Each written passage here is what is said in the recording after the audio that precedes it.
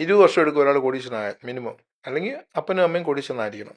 സ്വന്തമായിട്ട് കോടീശ്വരനാണ് minimum 20 to 25 years ആവും. അത് ഡിസിപ്ലിൻ വേണം ലൈഫിൽ. ഇപ്പോൾ ഇവിടെ നോക്കിക്കഴിഞ്ഞാൽ ഏറ്റവും കൂടുതൽ ലക്ഷറി വണ്ടി ഓടുന്ന ഇവിടെ ഒമാനിലേക്കാട്ടിലും കൂടുതൽ ബെൻസ് കാറുള്ളത് കേരളത്തിലാണ്. ഇത് മുഴുവൻ EMI ഓടുന്നതാണ്.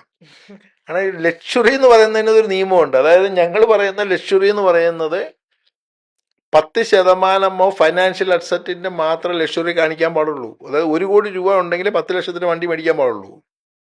ഇവിടെ 10 ലക്ഷം രൂപ പോലും ഇല്ലാതെ 1 കോടിയുടെ വണ്ടി മേടിക്കുന്നത് നേരെ തിരിച്ചാ എന്ന് പറഞ്ഞ് ഞാൻ പറയാറുണ്ട്. എപ്പോഴും ഒരു 4 വീലർ നമുക്ക് വീട്ടിൽ വേണം. അത് പൈസ ശമ്പളം നോക്കേണ്ട കാര്യമൊന്നുമില്ല. ഇപ്പം അപ്പനമ്മയും വൈഫിനും വെളിയിൽ പോകണമെങ്കിൽ ഒരു വണ്ടി വേണം. അത് സ്വിഫ്റ്റോ ഡിസയറോ ഇങ്ങനെയുള്ള വണ്ടികൾ മേടി. ഇത് എന്തിനാ പോയി വലിയ വണ്ടി മേടിക്കുന്നത്? ഇവിടെ നോക്കുകയാണെങ്കിൽ ആളുകൾ സ്പെൻഡ് ചെയ്യുന്ന മുഴുവൻ ഒന്ന് റിയൽ എസ്റ്റേറ്റിന്, വലിയ വീട് പണിയുക, അതിന് വലിയ മോഡിഫൈ ചെയ്യുക, വലിയ കാറുകൾ മേടിക്കുക, അത് മുഴുവൻ EMI സ്റ്റാറ്റസ് സിമ്പിൾ എന്ന് പറഞ്ഞാൽ ഇവിടെ മനസ്സിലാക്കണം. ഞങ്ങളിപ്പോൾ 25 കൊല്ലമായിട്ട് ഞാൻ ഈ ഫീൽഡിലുണ്ട്. ഏറ്റവും വലിയ കോടീശ്വരൻ്റെ ഏറ്റവും വലിയ വണ്ടി ഏതാണെന്നറിയാവോ? Honda city. ഏറ്റവും വലിയ കോടീശ്വരൻ്റെ ഏറ്റവും വലിയ വണ്ടി എന്ന് പറഞ്ഞാൽ ഹോണ്ട സിറ്റിക്ക് അപ്പുറം ഒരു വണ്ടി ഇല്ല അവർക്ക്. നിങ്ങൾ വിചാരിച്ചാൽ മതി ഹോണ്ട സിറ്റി പോകുന്നതെല്ലാം കോടീശ്വരന്മാരെ. കാരണം എൻ്റെ എക്സ്പീരിയൻസ് പറയുന്നത് അങ്ങനെ അവർ ലക്ഷറി പോകത്തില്ല, അവർക്ക് ആവശ്യമില്ല. അതിനെക്കുറിച്ച് ഡീറ്റെയിൽ ആയിട്ട് അറിയുന്ന മനുഷ്യര് അതെന്താണെന്നറിയാം. നമ്മളെ ഇപ്പം നമ്മുടെ പിള്ളേർ വന്നും ആപ്പിൾ ഫോൺ മേടിച്ചു കൊടുക്കാൻ പറയും. നമ്മൾ പറയും നീ സ്വന്തമായിട്ട് സമ്പാദിച്ച് മേടിക്കുമെന്ന് പറഞ്ഞാൽ അവൻ എത്ര കെയർഫുൾ ആയിട്ടാണ് യൂസ് ചെയ്യുന്നത്. സ്വന്തം പൈസ ചെലവാക്കുമ്പോൾ അറിയാം എൻ്റെ പെയിൻ.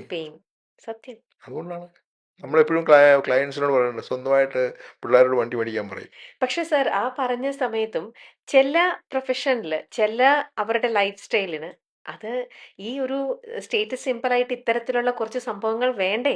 നമ്മുടെ ഈ സൊസൈറ്റി അങ്ങനെയല്ലേ ആൾക്കാരെ എന്താ പറയാ വിലയിരുത്തുന്നതും ആ വണ്ടിയിൽ വന്ന് ഇറങ്ങുമ്പോൾ അവർക്ക് കിട്ടുന്ന ഒരു എന്താ പറയാ ഒരു വെൽക്കമും കാര്യങ്ങളും അതൊക്കെ വ്യത്യാസമാണ് അല്ലേ? നമ്മൾ റീസെന്റ് കണ്ടാണ് ഒരു മലയാളിക്ക് എന്ത് സംഭവിച്ചെന്ന് കണ്ടാണല്ലോ. അതെ അതെ. അദ്ദേഹത്തിന് കാറൊന്നും ഇല്ലാഞ്ഞിട്ടല്ലല്ലോ. ഇപ്പം ഞങ്ങൾ പറയും, ഇപ്പം ആളുകൾ ചോദിക്കും എന്നെ ഇന്ന് ഏറ്റവും കൂടുതൽ കോൾ വരുന്നത് കഴിഞ്ഞ ഒരു മാസമായിട്ട് ഇറാൻ US ഇസ്രായേൽ വാറാണ്. അപ്പം ഞങ്ങളുടെ മ്യൂച്വൽ ഫണ്ട്സിൽ ഇൻവെസ്റ്റ് ചെയ്ത ആളുകളുടെയൊക്കെ 50 to 20% പൈസ പോയെന്ന പേപ്പർ ലോസ്. അതായത് 1 ലക്ഷം രൂപ ഒരു മാസം മുമ്പ് ഇട്ടവർക്ക് ഇപ്പോൾ 80,000 രൂപയുള്ളൂ. 10 ലക്ഷം രൂപ ഇട്ടവർക്ക് 8 ലക്ഷം രൂപയുള്ളൂ. 1 കോടി ഇട്ട ആളിൻ്റെ ഉണ്ട് 80 ലക്ഷം രൂപ, 20 ലക്ഷം രൂപ പോയി. മാഡം ചോദിച്ച ക്വസ്റ്റ്യൻ സ്റ്റാറ്റസിന് വേണ്ടി വേണമെന്ന് ചോദിക്കുമ്പോൾ ഒറ്റ ക്വസ്റ്റ്യൻ എനിക്ക് ചോദിക്കാറുള്ളൂ. ഈ വണ്ടി മേടിച്ചത് കൊണ്ട് ഈ പുള്ളിക്ക് രാത്രി സുഖമായിട്ട് ഉറങ്ങാൻ പറ്റുന്നുണ്ടെങ്കിൽ ഒരു കുഴപ്പമില്ല. ഞങ്ങളിപ്പോൾ എന്നെ വിളിച്ച ക്ലയൻസിനോട് ഞാൻ പറഞ്ഞു, സാറിന് സ്ലീപ്പിങ്ങിന് എന്തെങ്കിലും പ്രോബ്ലം ഉണ്ടോ? ഒരു കുഴപ്പമില്ല, സാർ ഉറങ്ങിക്കൂ, അത് മേളിൽ പൊക്കോളൂ. ഈ പുള്ളി ഈ പറഞ്ഞ ഓടിയും ഇങ്ങനെയുള്ള വണ്ടി മേടിച്ച് രാത്രിയിൽ മേളിലോട്ട് നോക്കി ഉറക്കമില്ലെങ്കിൽ എന്ത് സ്റ്റാറ്റസ്? എന്താണ് നമുക്ക് ആവശ്യം? അൾട്ടിമേറ്റ് എന്താണ് നമ്മുടെ ആവശ്യം? സ്ലീപ്പ്.